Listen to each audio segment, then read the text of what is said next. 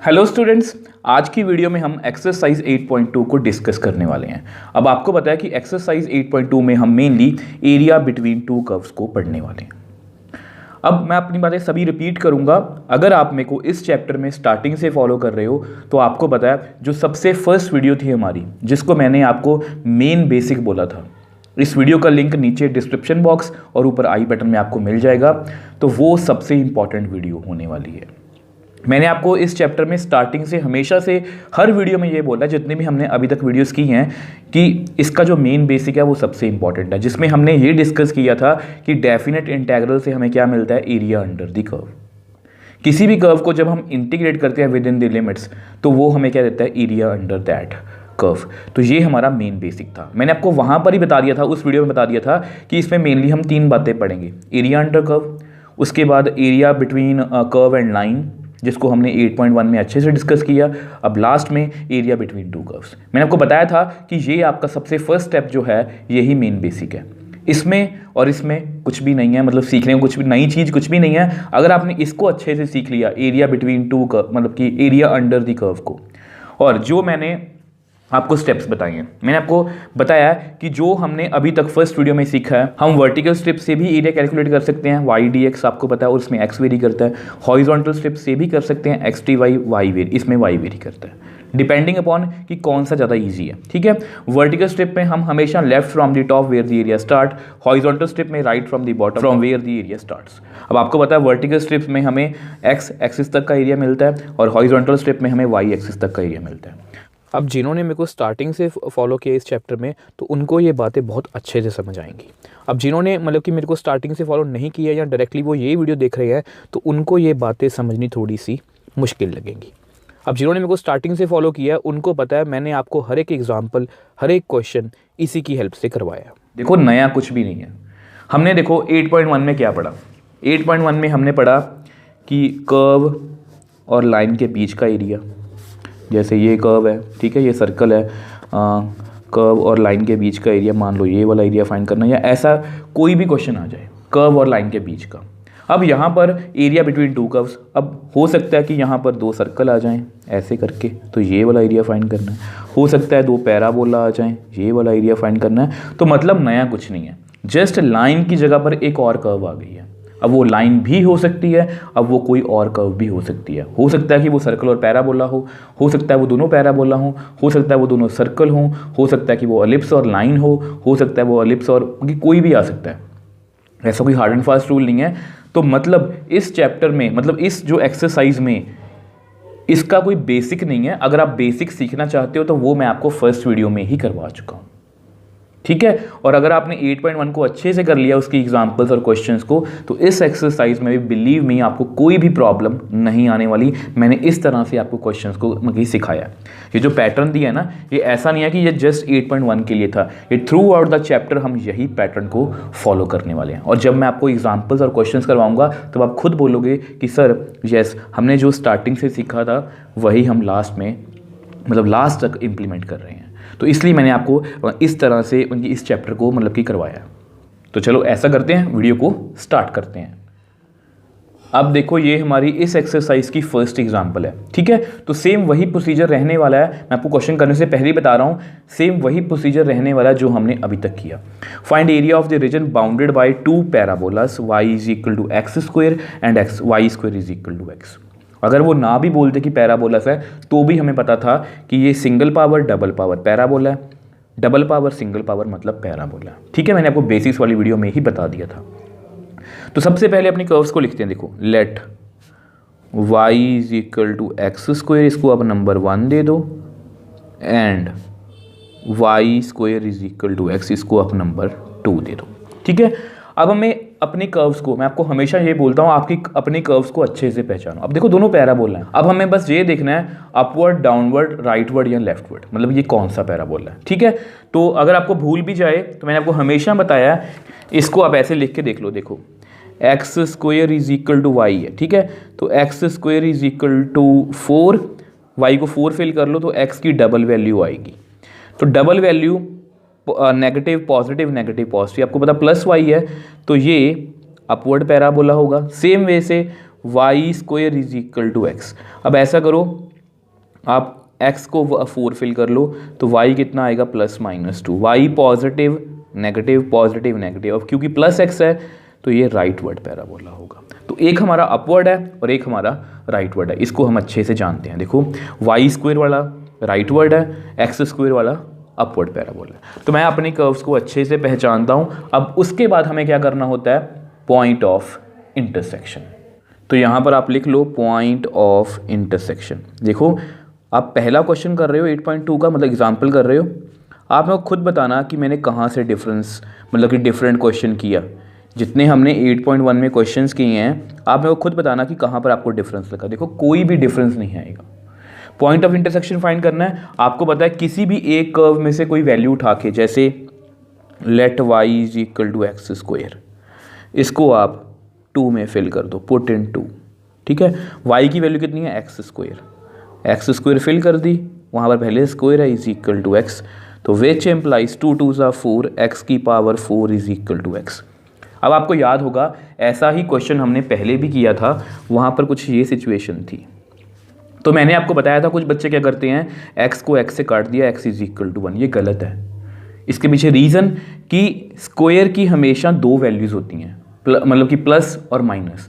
Same way से 4 जो power होती है, जैसे 6 पावर 8 पावर, इनकी हमेशा 2 वैल्यूज़ हो सकती हैं। देख लो x की पावर 4 है, अब मान लो इसकी वैल्यू है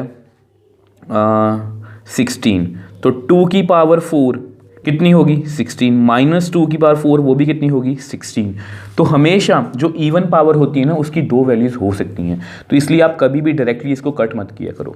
तो इसको आप कैसे सॉल्व करोगे, x4 minus X is equal to 0, इसमें से आप x को कॉमन ले लो, x³ minus 1 is equal to 0, ठीक है। इसका क्या मतलब हो गया, 2 नंबर्स की प्रोडक्ट 0 है, या तो ये 0 होगा या x³ minus 1 is equal to 0 होगा, या बोथ, ठीक है।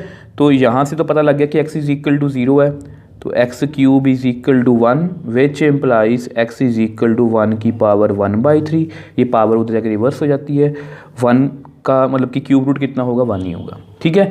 तो हमारे पास x 0 आ गया और 1 आ गया, ठीक है। When x is equal to 0, अगर x 0 होगा विच एम्प्लाइज, हमने यहाँ से स्टार्ट किया था, y is equal to x square, which implies y is equal to 0 का स्क्वायर, विच एम्प्लाइज y कितना आ गया 0, मतलब 0,0। ये हमारा पहला पॉइंट ऑफ इंटरसेक्शन है। अब मान लो कि x कितना है 1, मतलब यहाँ पर दूसरी वैल्यू 1 है ना, तो which implies y is equal to x square, which implies y is equal to 1 का square, which implies y is equal to 1। तो 1,1, 0,0 और 1,1 हमारे 2 पॉइंट ऑफ इंटरसेक्शन आ गए। अब जैसे ही पॉइंट ऑफ इंटरसेक्शन आ गए उसके बाद हम क्या करते हैं, आपको पता है, यस, रफ स्केच। अब उसको हम बना के देख लेते हैं।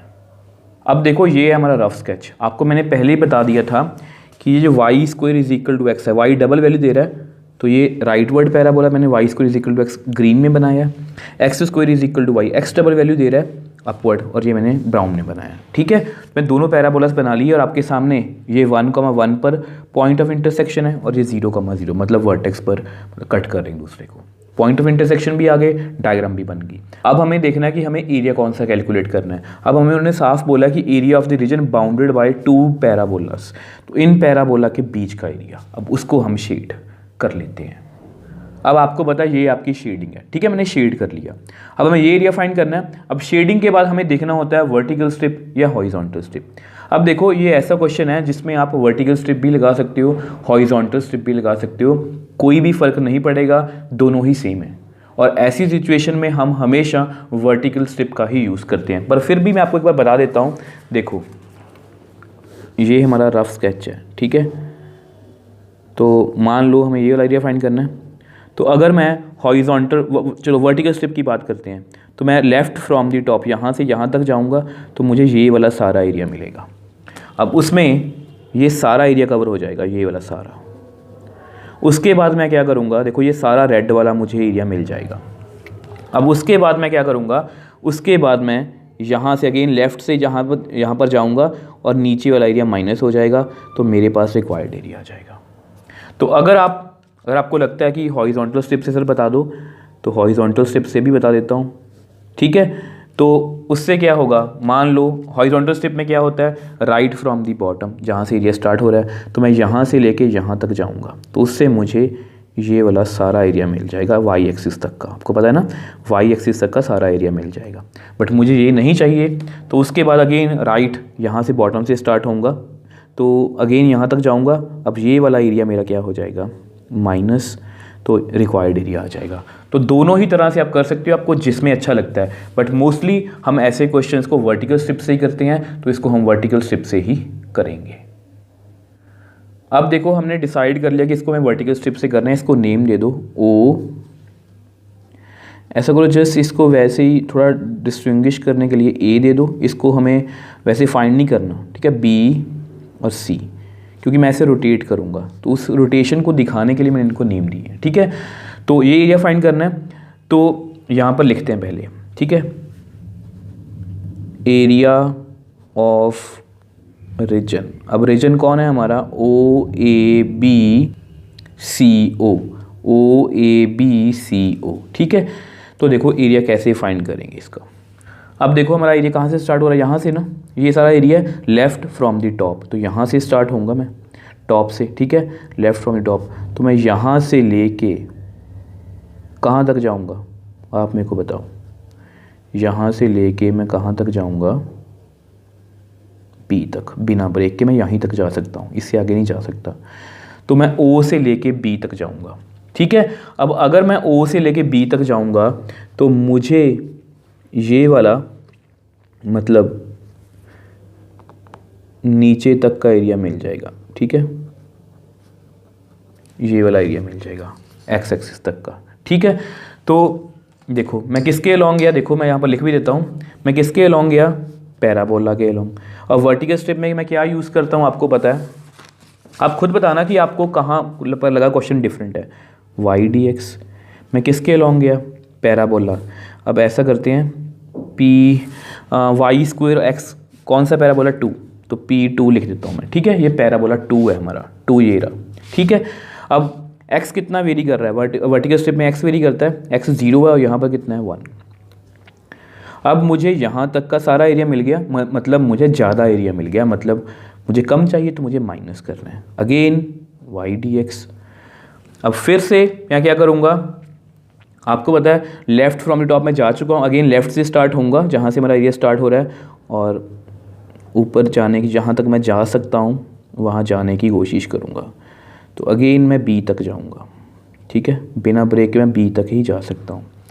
तो अगर मैं बी तक गया, अब आप मेरे को बताओ मैं किसके अलॉन्ग गया, अगेन पैराबोला पी, कौन सा पैराबोला, ब्राउन, ब्राउन कौन सा है, x square is equal to Y, x square is equal to y 1 के फर्स्ट पैराबोला, ठीक है।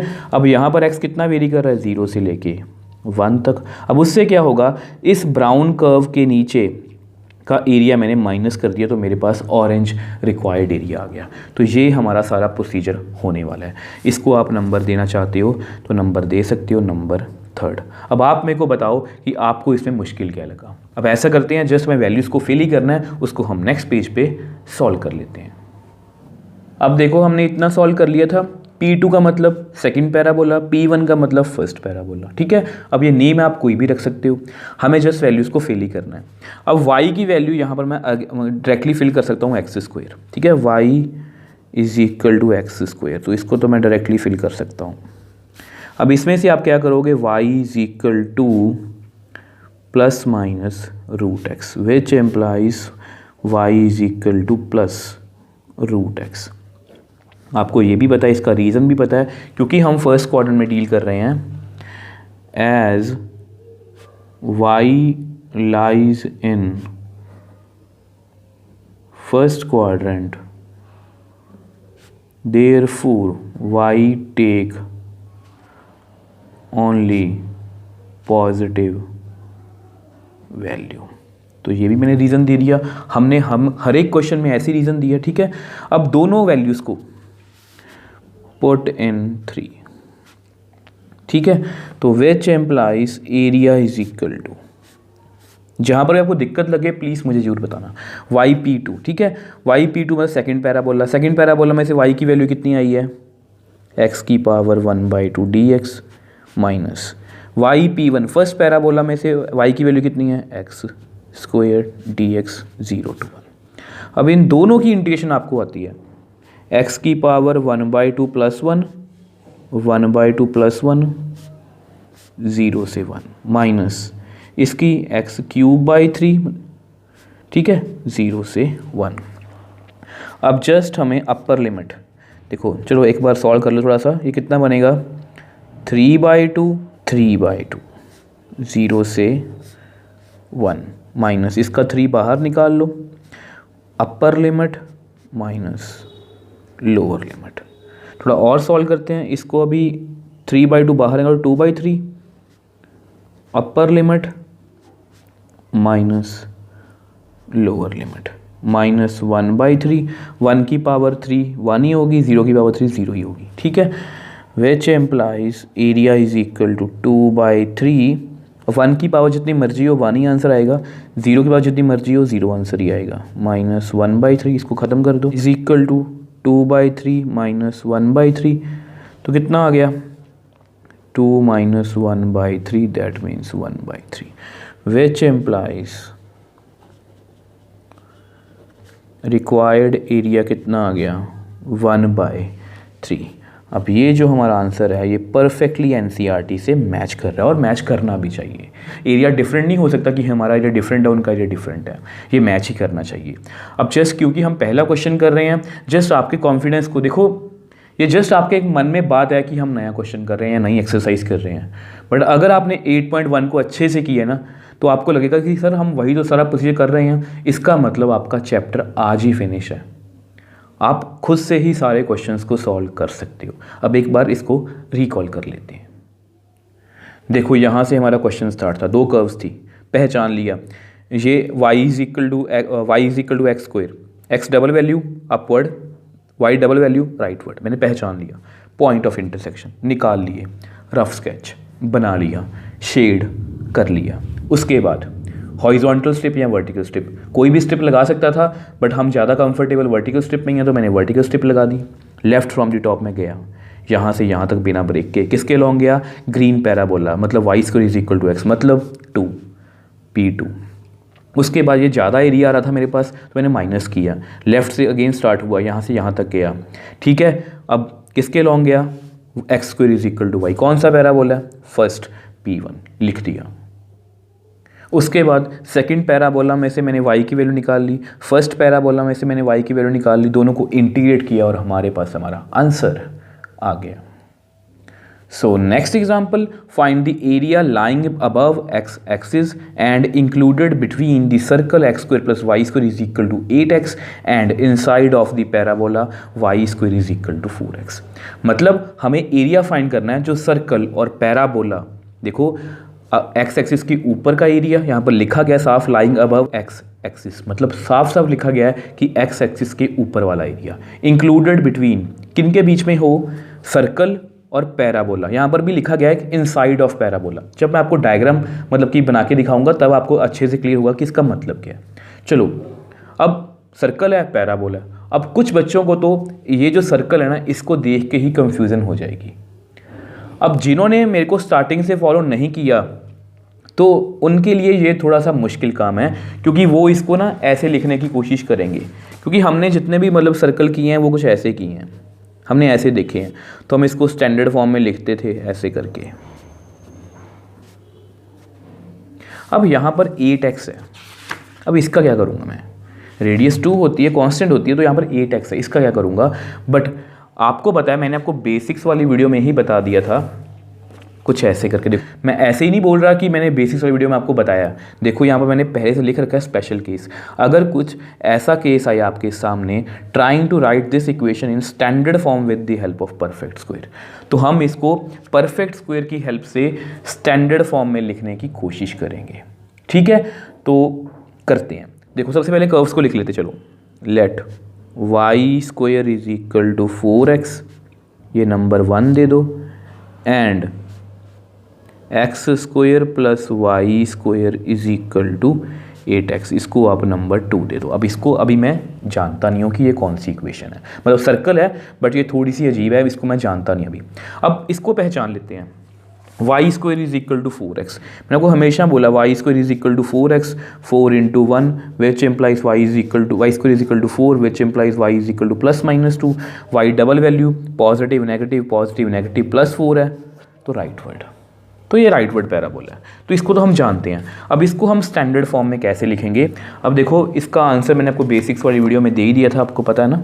इसको हम स्टैंडर्ड फॉर्म में कैसे लिखेंगे? With the help of perfect square, ठीक है। तो सबसे पहले ऐसा करो, इसको ना ऐसे कर लो, x square plus y square minus 8x is equal to 0। अब अगर आपको परफेक्ट स्क्वायर भी नहीं याद तो उससे पीछे चलते हैं, चैप्टर नंबर 7 इंटीग्रेशन। अब उसमें भी मैंने आपको परफेक्ट स्क्वायर के पहले ही मेथड बताया हुआ था, coefficient of x square should be 1। यहाँ पर एक्स स्क्वायर का कोफिशिएंट 1 है, half the coefficient of x.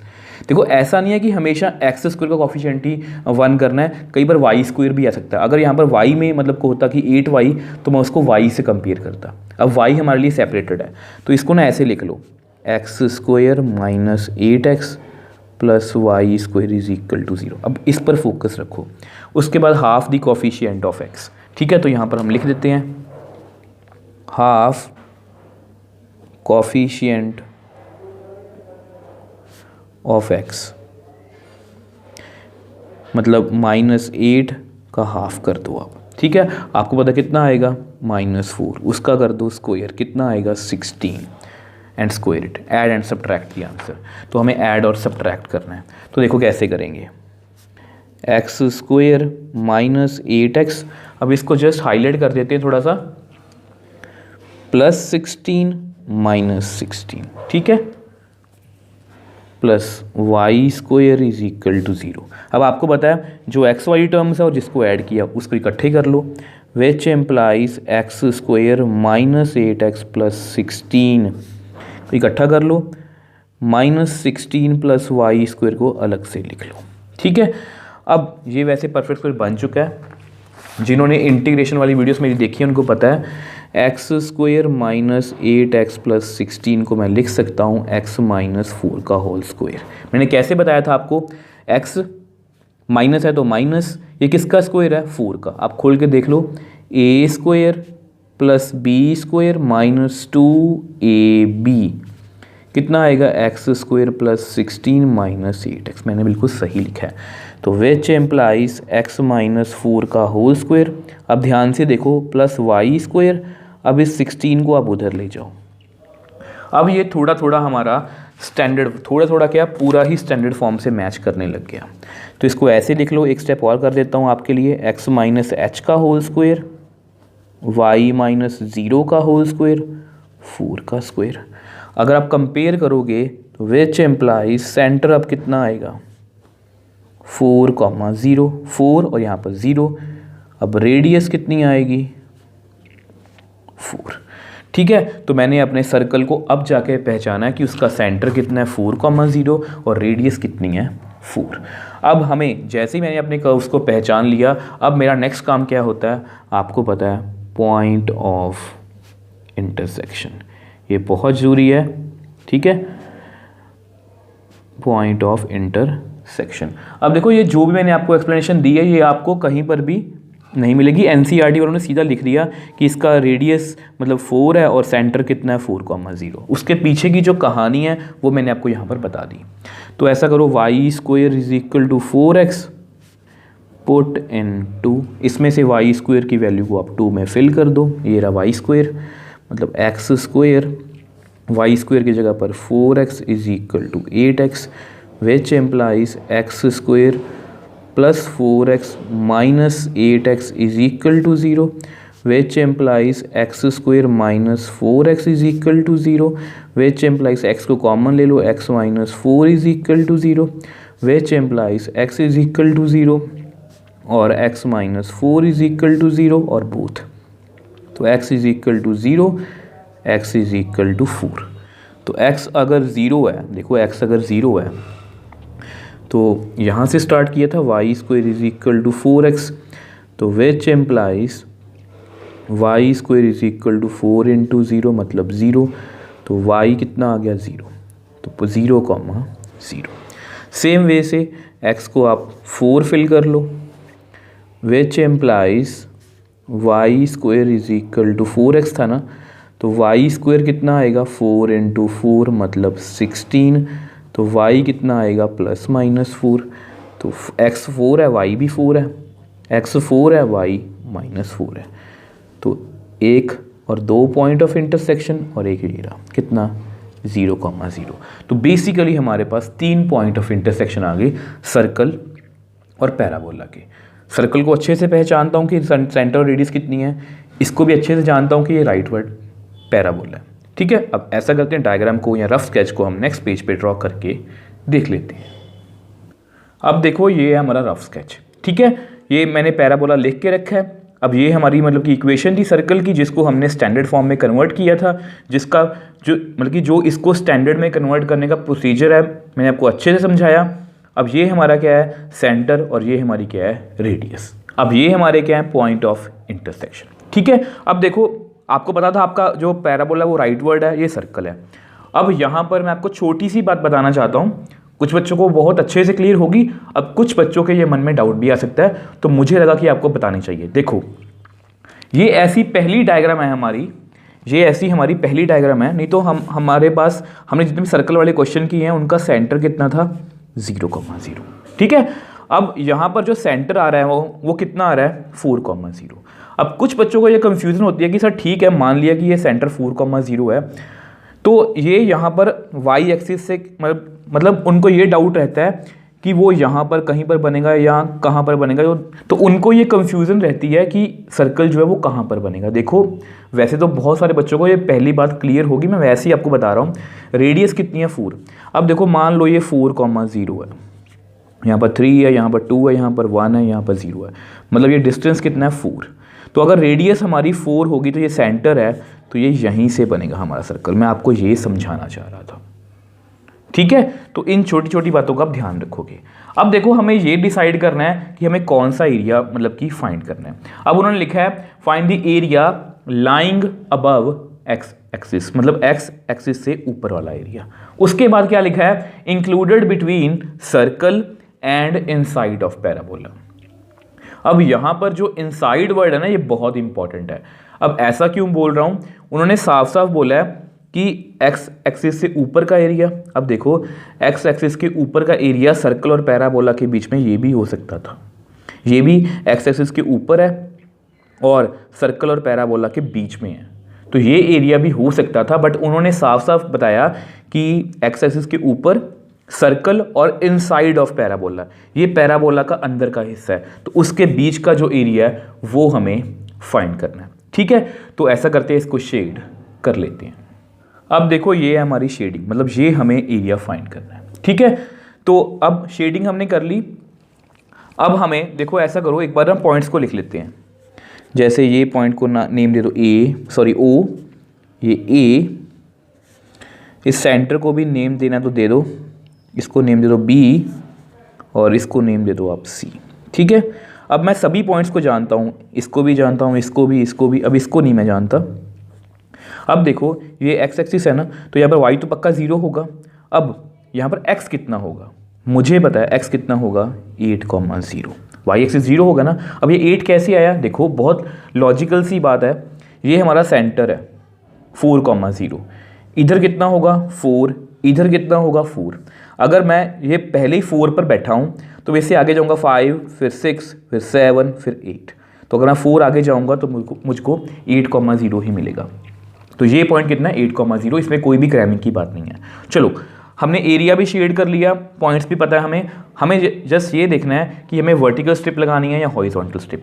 अब देखो अब क्लियरली वैसे तो एरिया हमारा एक्स एक्सिस के साथ है, तो हम यहाँ पर मतलब कि वर्टिकल स्ट्रिप का यूज़ करेंगे, उससे हमें इसके नीचे का सारा एरिया मिल जाएगा। इधर वैसे भी हमें जाने की ज़रूरत ही नहीं है, तो हम वर्टिकल स्ट्रिप का यहाँ पर यूज़ करेंगे।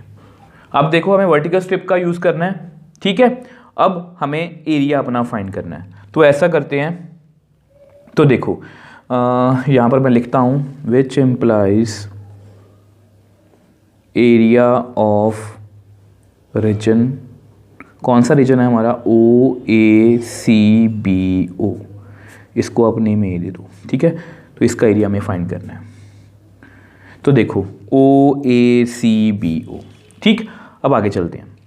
वर्टिकल स्ट्रिप है तो आपको पता है वर्टिकल स्ट्रिप क्या कहती है, लेफ्ट फ्रॉम द टॉप, जहाँ से एरिया स्टार्ट हो रहा है। अब ये रहा हमारा एरिया, यहाँ से स्टार्ट, ये एरिया सारा हमारा, ठीक है। इसका लेफ्ट टॉप ये रहा, तो यहाँ से मैं स्टार्ट होऊंगा, ठीक है। मैं यहाँ से नहीं जा रहा क्योंकि हमारा एरिया यहीं से स्टार्ट हो रहा है, तो इसका टॉप यही है, ठीक है, सबसे टॉप में।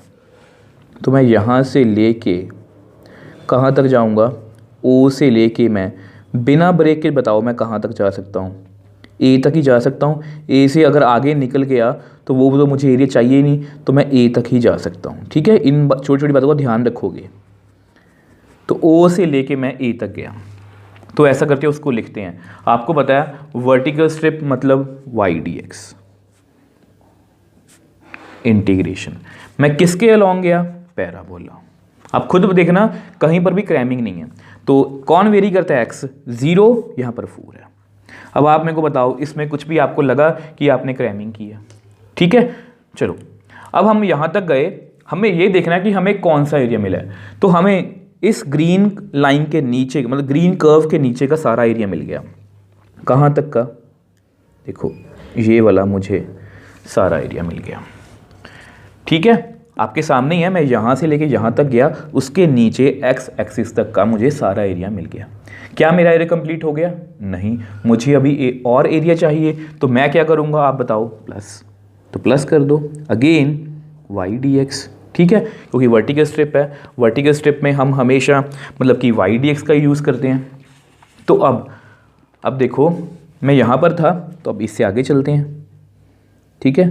देखो ये एरिया हमने कवर कर लिया, अब देखो एरिया हमने कवर कर लिया। अगेन ये वाला एरिया हमें फाइंड करना है, तो इसका लेफ्ट टॉप कौन सा है, ये वाला, तो यहीं से स्टार्ट होऊंगा, ठीक है। तो मैं यहाँ से जाऊँगा, A से जाऊँगा और कहाँ तक जाऊँगा मैं, देखो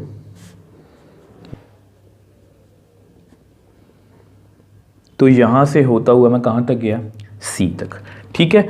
तो मैं अब बताओ, आप मेरे को बताओ मैं किसके अलॉन्ग गया, ये कौन है, सर्कल, तो C। अब कौन वेरी करता है, x कितना है 4, यहाँ पर x कितना है 8। अब उससे मुझे ये वाला सारा एरिया मिल जाएगा। अब हमारा एरिया कंप्लीट हो गया, मतलब हमें इतना ही करना है, ठीक है। अब इसको आप ऐसा करो, नंबर 3 दे दो, ठीक है। We know y square is equal to 4x, ठीक है। अब इसमें से आप ऐसा करो, y की वैल्यू निकाल लो, y is equal to plus minus √4x, which implies y is equal to plus minus 2, 4 का under root 2 √x, which implies y is equal to plus 2 √x, ठीक है। तो y की वैल्यू कितनी है 2 √x। प्लस क्यों लिखा, क्योंकि y फर्स्ट क्वाड्रेंट में लाई करता है। दोनों का रीज़न इकट्ठा ही लिख देंगे, ठीक है। यहाँ से मैंने निकाल ली पैराबोला में से वैल्यू, आल्सो एक तो यहाँ से निकाली, आल्सो सर्कल। देखो ये वाली इक्वेशन नहीं लिखेंगे, ये वाली लिखेंगे जो हमने स्टैंडर्ड बनाई थी, ठीक है। तो x माइनस 4 का whole square plus y square is equal to 4 का square, which implies y square is equal to 4 का स्क्वायर माइनस x माइनस 4 का square, which implies y is equal to plus minus 4 का square minus x minus 4 का square, which implies y is equal to plus 4 का square minus x minus 4 का square. अब इससे डरना मत, ध्यान से देखो, ये एक्चुअल में a square minus x square ही है, ठीक है। तो इससे घबराना बिल्कुल मत।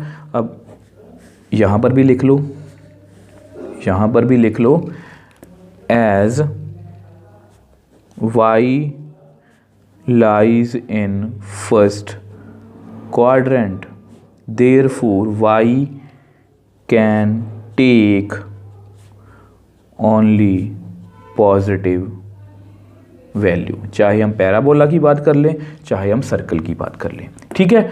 अब हम क्या करेंगे, अब ऐसा करते हैं, इसको नेक्स्ट पेज पे सॉल्व कर लेते हैं, ठीक है। अब हमें जस्ट वैल्यूज़ को यहाँ पर फिल ही करना है और इंटीग्रेट करना है। अब देखो ये हमारी थर्ड इक्वेशन थी, ये हमारी पैराबोला की वैल्यू, ये हमारी सर्कल की वैल्यू। तो पुट इन 3, तो which implies area is equal to 2x की पावर 1/2 dx, पैराबोला की जगह पर मैंने ये वैल्यू फिल कर दी, प्लस सर्कल की जगह पर मैंने ये वाली वैल्यू फिल कर दी। ठीक है, अब वैसे मैं आपको बता दूं, इससे बिल्कुल डरना मत, ये हमारा वही फॉर्मूला है a² - x², अभी आपको लग नहीं रहा। अब इसको एग्जैक्टली मैच करने के लिए देखो हम क्या करेंगे, साथ साथ इसको सॉल्व भी कर लेते हैं। ठीक है, तो a = 2 को बाहर निकाल लो, x की पावर 1/2 + 1, 1/2 + 1। ठीक है, 0 से लेके 4 तक। NCERT वालों ने भी इसको ऐसे किया है, बट उन्होंने जस्ट वहाँ पर मतलब कि सीधा डायरेक्टली आंसर लिख दिया। उन्होंने वो सब कुछ हमारे ऊपर छोड़ दिया कि इसका आंसर ऐसा क्यों आएगा, ये आपको पता है। ठीक है, तो हम क्या करेंगे, इसको एग्जैक्टली मैच करने के लिए चलो एक बार इसको ऐसे लिख लो।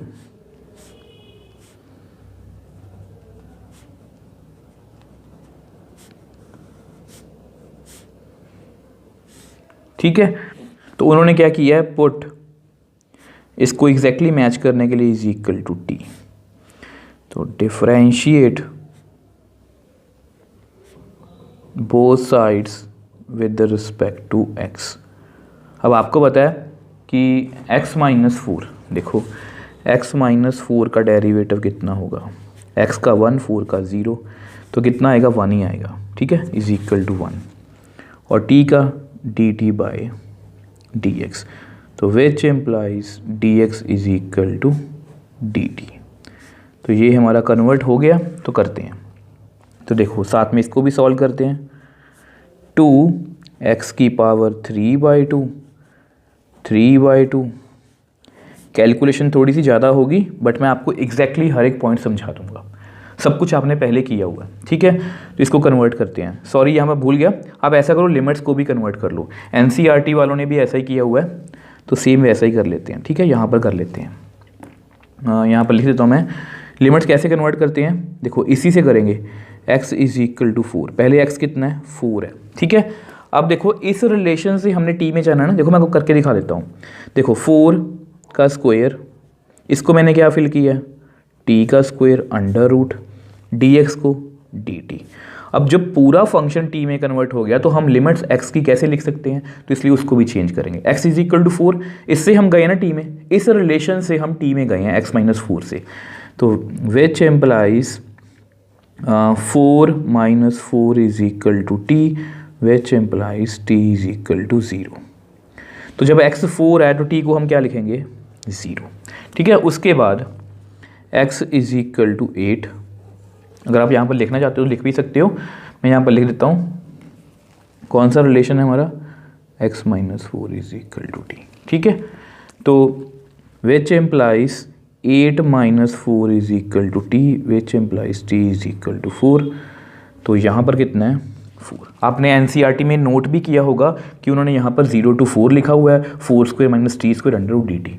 उन्होंने भी ऐसा किया, बट उसके पीछे की जो कहानी है वो मैंने आपको समझा दी। ठीक है, अब जस्ट हमें इसको इंटीग्रेट ही करना है। अब ऐसा करते हैं, उसको हम नेक्स्ट पेज पे सॉल्व कर लेते हैं।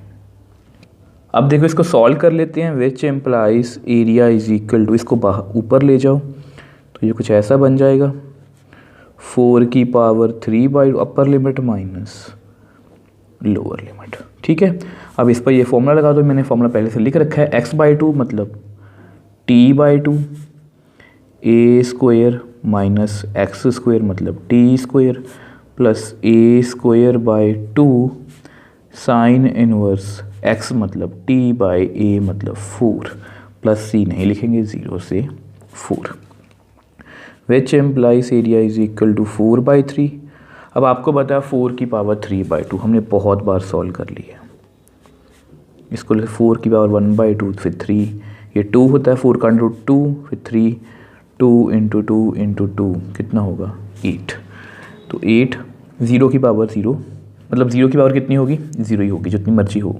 ठीक है, यहाँ पर अपर लिमिट फिल कर लो, t की जगह पर 4, 4² माइनस 4², t की जगह पर ने 4 फिल किया।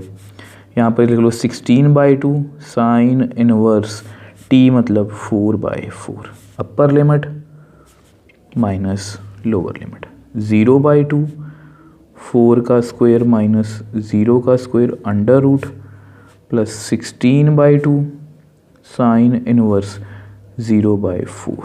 तो upper limit minus lower limit मैंने फिल कर ली। अब उसके बाद जो कट हो रहा है उसको कट कर दो, ये कट हो गया, ये भी, ये भी, ये भी, ठीक है। तो इसको सॉल्व करते हैं। अब आपको पता है यहाँ पर कितना आएगा 32/3, ठीक है, प्लस यहाँ पर 2 4 square minus 4 square 0 plus 8 sine inverse 1।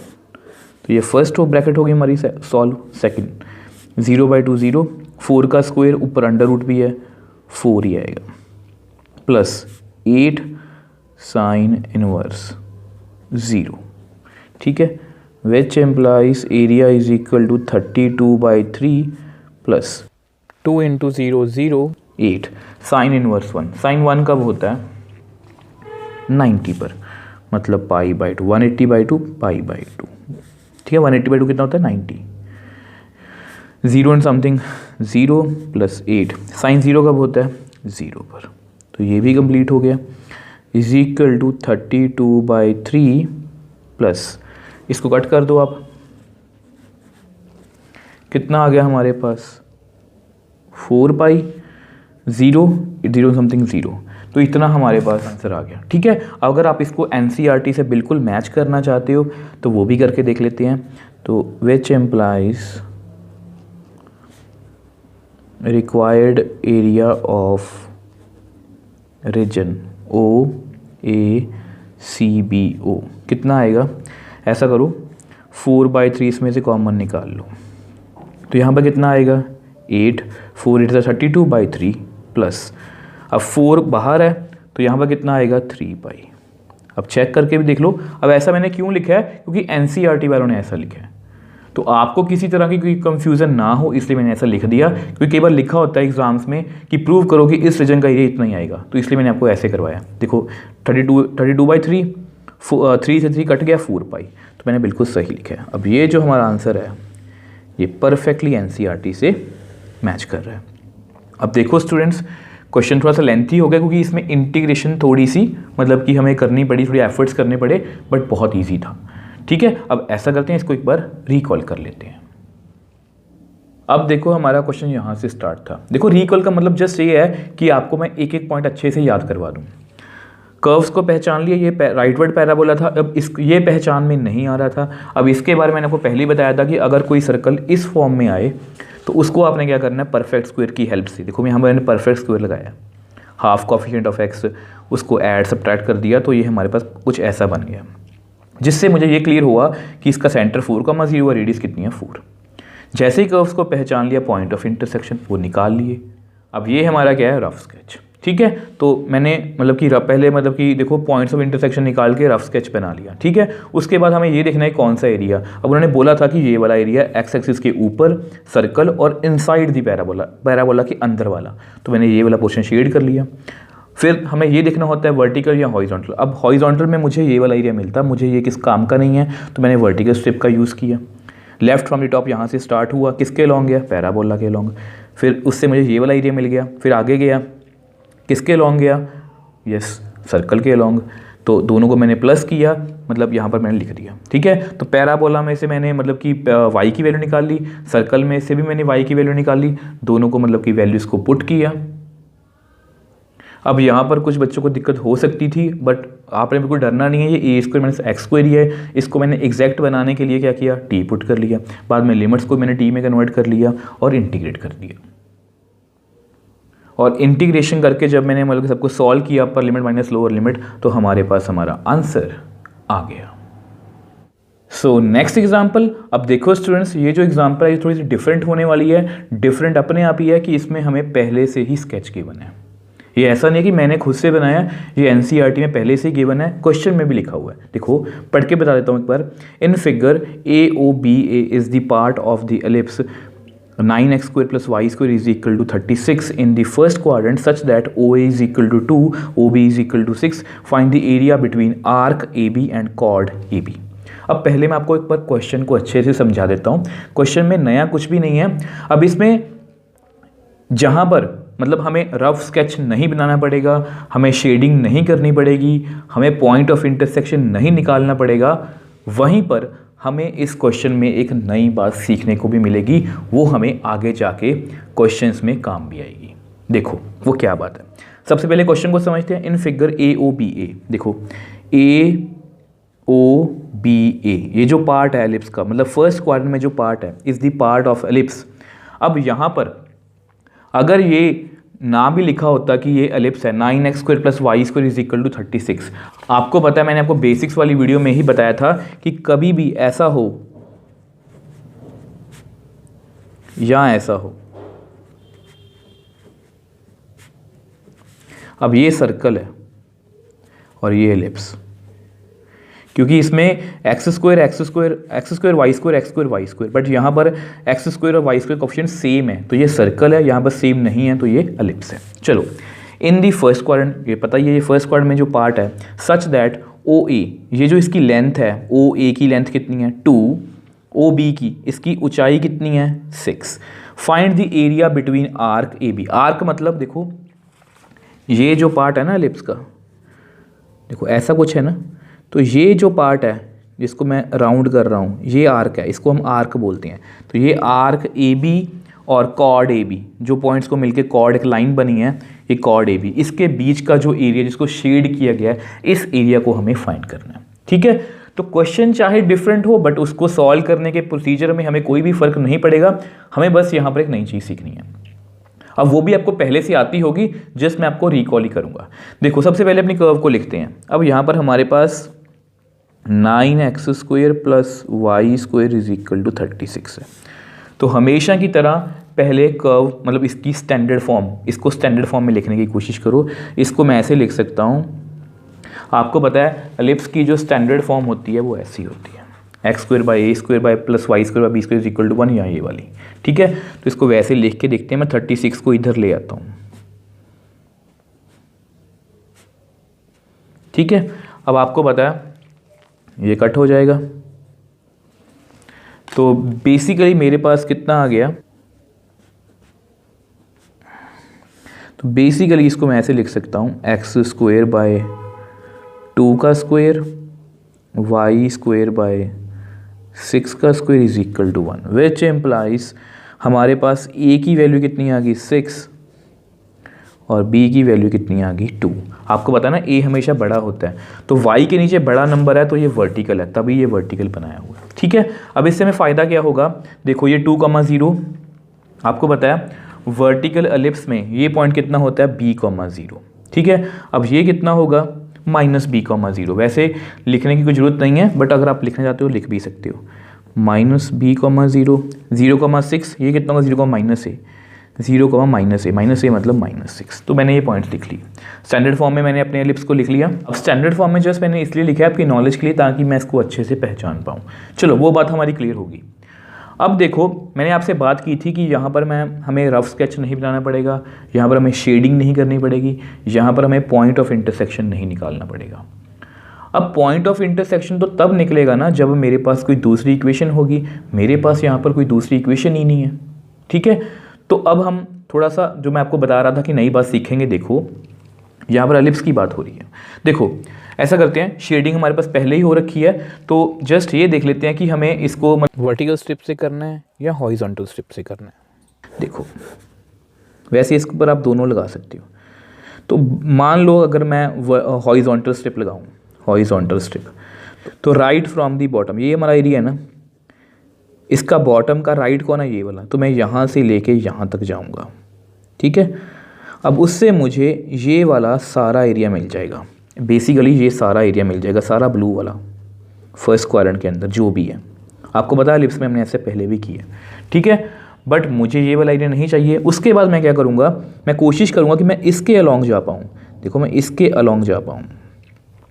अगर मैं यहाँ से लेके यहाँ तक जाऊँगा तो हॉरिजॉन्टल स्ट्रिप से मुझे ये वाला सारा एरिया मिल जाएगा, इसके नीचे का दोनों को सब्ट्रैक्ट कर दूंगा और मेरे पास रिक्वायर्ड एरिया आ जाएगा। ठीक है, अब सेम वे से अगर मान लो आपने मतलब कि वर्टिकल स्ट्रिप लगानी है, ठीक है, ऐसा कुछ है। वर्टिकल स्ट्रिप मतलब लेफ़्ट फ्रॉम द टॉप। अब यहाँ से हमारा ये स्टार्ट हो रहा है तो लेफ़्ट इसका टॉप, तो कौन यहाँ से स्टार्ट होंगे, तो मैं यहाँ से लेके यहाँ तक जाऊँगा। अब उससे मुझे ये वाला सारा ब्लू वाला एरिया मिल जाएगा एक्स एक्सिस तक का। ठीक है, बट मुझे चाहिए कौन सा, मतलब बीच वाला, इन दोनों के बीच वाला। तो मैं अगेन लेफ़्ट टॉप हो चुका है, यहाँ से स्टार्ट होऊंगा, यहाँ से यहाँ तक आऊँगा और नीचे वाला एरिया सब्ट्रैक्ट कर दूँगा। मतलब उससे हमें नीचे वाला एरिया मिलेगा, उसको सब्ट्रैक्ट कर दूँगा तो मेरे पास रिक्वायर्ड एरिया आ जाएगा। मतलब चाहे आप हॉरिजॉन्टल स्ट्रिप लगा लो, चाहे आप वर्टिकल, कोई भी लगा सकते हो। अब ऐसे क्वेश्चंस में हम मोस्टली क्या करते हैं, वर्टिकल स्ट्रिप का ही यूज़ करते हैं।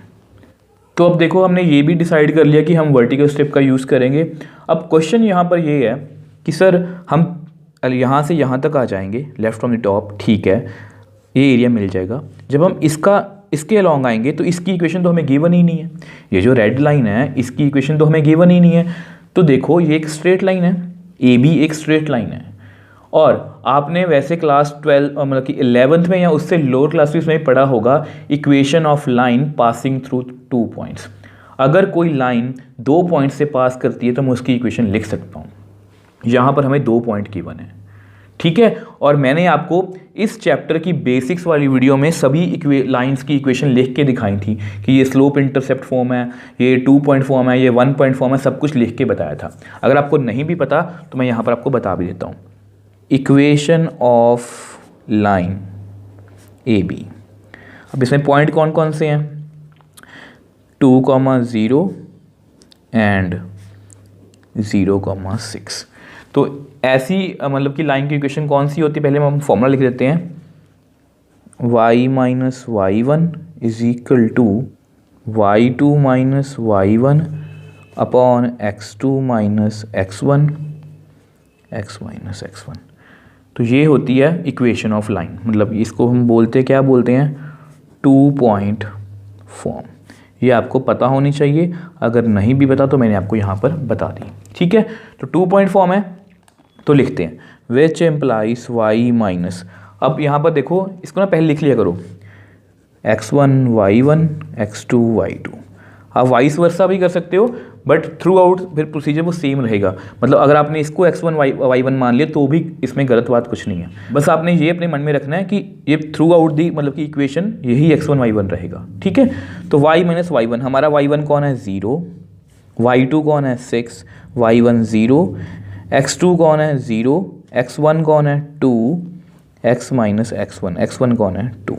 तो which implies y is equal to 6 by minus 2 x minus 2, ठीक है। तो इसको आप कट कर दो, तो यहाँ पर 3 से कट हो गया, तो मेरे पास कितना आ गया, y is equal to minus 3x minus 2। तो मेरे पास कितना आ गया, माइनस 3x प्लस 6।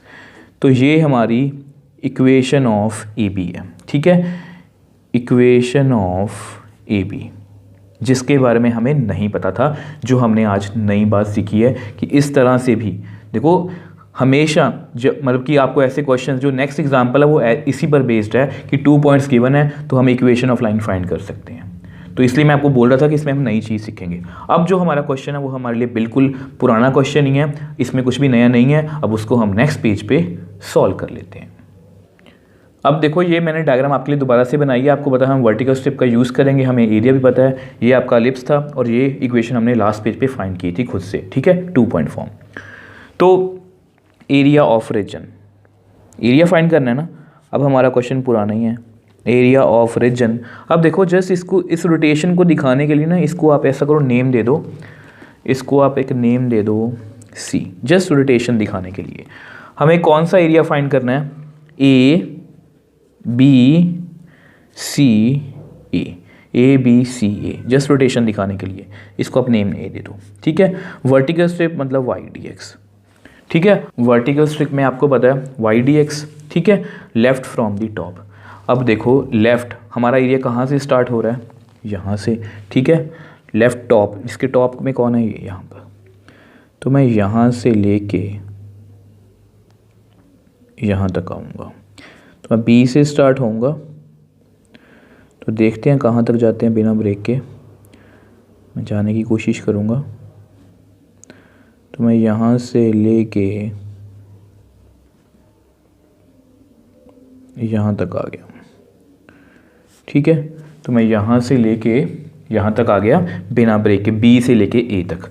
अब मैं किसके अलोंग आया ये बताओ मेरे को आप, एलिप्स। अब कौन वेरी कर रहा है, एक्स, 0 यहाँ पर 2। अब इससे मुझे नीचे एक्स एक्सिस तक का सारा एरिया मिल जाएगा, मतलब मुझे ज़्यादा एरिया मिलेगा। तो मैं क्या करूँगा, minus again y d x, क्योंकि वर्टिकल स्ट्रिप है। अब लेफ़्ट से टॉप हमारा हो चुका है, तो उसके नीचे कौन है, ये। लेफ़्ट से अगेन स्टार्ट होऊंगा, लेफ़्ट से ही हम स्टार्ट होंगे। अब मैं इसके अलोंग आऊँगा, तो मैं देखूँगा मैं कहाँ तक जा सकता हूँ। तो मैं बी से लेके अगेन ए तक गया बिना ब्रेक के। तो मैं किसके अलोंग आया, लाइन, ठीक है। अब कितना एक्स वेरी कर रहा है, 0 से लेके 2 तक, ठीक है। अब उससे क्या होगा, ये लाइन मुझे area under curve x axis तक का सारा एरिया देगी। अब उसको मैंने माइनस कर दिया, तो मेरे पास रिक्वायर्ड ऑरेंज एरिया आ जाएगा जो मुझे चाहिए, ठीक है। तो ये हमारा प्रोसीजर होने वाला है। तो वी नो, तो यहाँ से आप वी नो, ऐसा करो इसको अब नंबर 3 दे दो, ठीक है। We know 9x² plus y² is equal to 36, which implies y² is equal to 36 minus 9x², ठीक है। अगर आपने मेरे को इंटीग्रेशन में फॉलो किया है तो आपको पता है, मैंने आपको हमेशा बताया, आपको पता है यहाँ पर कौन सा फॉर्म लगेगा, a² माइनस x²। अब इसको मैं लिख सकता हूँ 3x², 3x का होल स्क्वायर। बट मैंने आपको हमेशा इस सिचुएशन से अवॉइड किया कि इसमें आपसे गलती हो सकती है, तो अब 9 को कॉमन ले लो। तो y² is equal to 9 common ले लो, 36/9 माइनस x², इसको ऐसे करके लिख लो, ठीक है। तो which implies y is equal to 9, इसको आप लिख लो 6/3 का whole square minus x² under root plus minus, ठीक है। तो which implies y is equal to plus minus, अब 9 का अंडर रूट 3, अब ये कट ही हो रहा है, मैंने देखा ही नहीं, मैं यहाँ पर भी कट कर सकता था, 9 4 सा, चलो। तो इसके अंदर क्या है, 2, मतलब 2 का स्क्वायर, ठीक है। तो 2 का square minus x² under root. तो which implies y is equal to plus 3 2² minus x² under root. तो ये हमारी मतलब कि एलिप्स वाली की वैल्यू है, ठीक है। आल्सो आपको पता है -3x + 6, ठीक है। अब इसका आप रीज़न लिखना चाहते हो लिख दो, because y lies in first quadrant, therefore y can take positive value. तो ये मैंने इसका रीज़न भी दे दिया। अब हम क्या करेंगे, पुट इन थर्ड, इन दोनों वैल्यूज़ को थर्ड में पुट कर दो। Which implies area is equal to 0 से 2। अब एलिप्स की वैल्यू कितनी है, 3, 2 का square minus x² under root dx minus l की वैल्यू कितनी है, -3x + 6 dx 0 से लेके 2 तक। अब ऐसा करते हैं, इसको नेक्स्ट पेज पे हम सॉल्व कर लेते हैं। अब देखो हमें यहाँ पर जस्ट फॉर्मूला लगाना है, वो फॉर्मूला मैंने पहले से लिख रखा है। तो 3 कांस्टेंट, इसको बाहर निकाल लो, x/2 a² minus x² plus a²/2 sine inverse x/a, ठीक है, 0 से 2। तो यहाँ मैंने फॉर्मूला लगा दिया माइनस। अब देखो -3x, इन दोनों को अलग अलग कर लो, -3x की इंटीग्रेशन प्लस 6 की इंटीग्रेशन, -3 बाहर, इसकी इंटीग्रेशन x² / 2, 6 बाहर, 1 की इंटीग्रेशन x। तो इसका आंसर कितना आएगा, -3x² + 6x, 0 से लेके 2 तक। अब जस्ट हमें कैलकुलेशन ही करनी है।